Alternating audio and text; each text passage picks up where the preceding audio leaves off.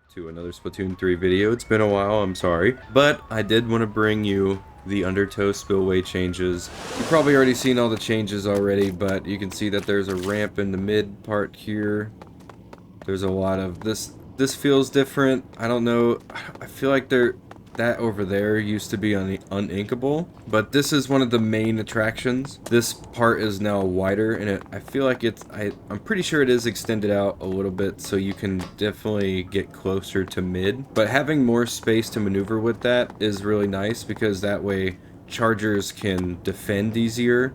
People with longer range weapons, such as, you know, me having a Splattershot Nova, can have more of a maneuverability of backing up and knowing when to re-engage. So that's one major change, but over here we got the rest of the major changes, and that is this little cutout right here that I assume they put in just to make the movement around a little easier, just that way you can get to the other side of the map a lot easier than you could before. You can see these little tunnels here now, a thing. You can run up this little ramp. Pretty cool.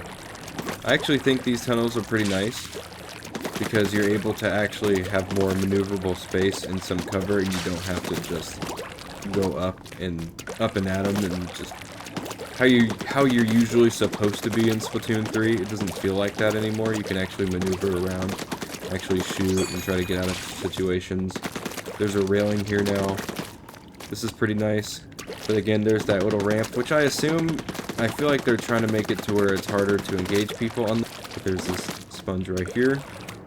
Going over to this side, the only real major change over here was that they made this area uninkable now for some reason. I think this is like the only questionable change on this stage, but we got everything else here. We got this little dip here. There really isn't much that changed, to be honest. This is the turf war layout. Here's the overlay. You can definitely just notice a lot of the changes, especially on the sides, especially over here. But yeah. Alright, I didn't want to take too long with this one, but we're going to go ahead and just show the map here for Splat Zones. There really isn't much that changed. I'm pretty sure they're identical. But we'll go ahead and just take a look at the zones here. So these are the zones. It's still the split zones. I'm pretty sure they made them smaller. So now it's a lot easier to cap them, especially from your high ground. Yeah. There's the zone sizes. Alright, so on the tower control layout, obviously there's the change in mid here. There's still this area with the sponge on the other side. Pretty sure Splat Zones is the same way. There's a little wraparound sponge. Pretty sure none of this really changed, except again, maybe for this little ramp here. Little cutout is not there anymore. Instead, it's back to how it was before because of the mode specific thing with the tower. And we still got the tunnels here, which is nice. I don't think any of this is different. Pretty sure this is all the same. Maybe this is new. I'm not entirely sure. I can't quite remember the map's layouts because I never really played tower control, but here's the path. If we're wondering, I don't even know if it changed, to be honest. It could be exactly the same. Because at the times I've been able to get on the game, I've just never really ran into this map. Like, this map and mode combination. Yeah, that's the tower control layout. Let's go ahead and look at the map again. By the way, I should probably mention that the railings aren't here anymore. And then there's this inkable box. This is another difference. But yeah, it's pretty much the same here. The platform there. Pretty nice. The layout for Rainmaker, and I think the only major change you can see here is I'm pretty sure this area is now inkable. I think this is what they were pointing out again. And it could be the same thing with the previous layouts too, but I do know for a fact this is different. This used to be uninkable because you had to walk across this. I remember this part because it'd be so annoying. The only way you could get up is by taking this and going up the wall and going around, just to make it faster.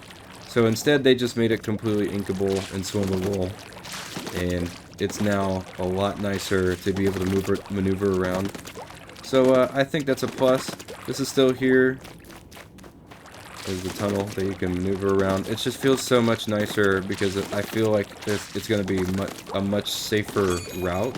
So let's go ahead and just do... I think the most highlighted route we'll take is the inkable ground here. Because I think this definitely gets a major W in the Rainmaker department just because this second route is now a lot more viable because you can actually swim and get to where you need to be.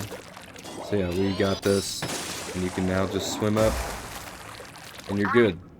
Oh, that feels so good.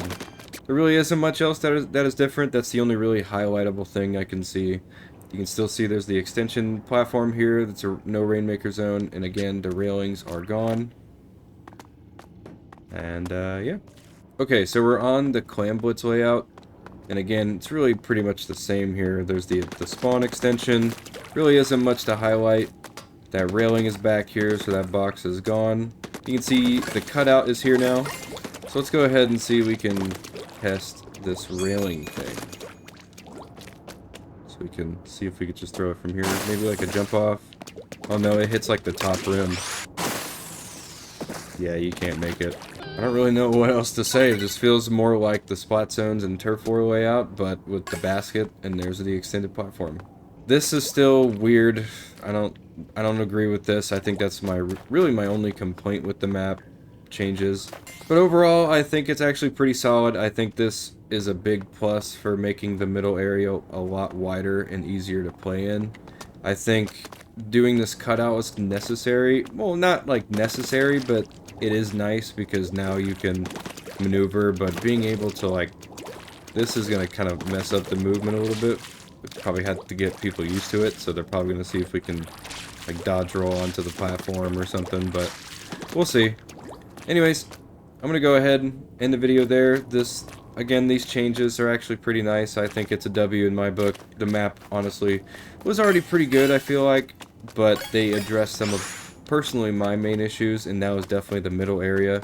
Feeling way too tunnely, or I guess funnely is a better word, because you didn't have this part. Now you can just freely move and go through and make it a little bit easier to be able to get into that basket, but yeah. Anyways, that's going to be it. Thank you guys again so much for watching. Hopefully you all did enjoy. Make sure to leave a like if you did. Make sure to subscribe if you're brand new to the channel, or if you find yourself coming back. And let me know down in the comment section below, what do you think of the Undertow Spillway changes? I'm very curious to hear your thoughts. I love you all. Have an absolutely fantastic day.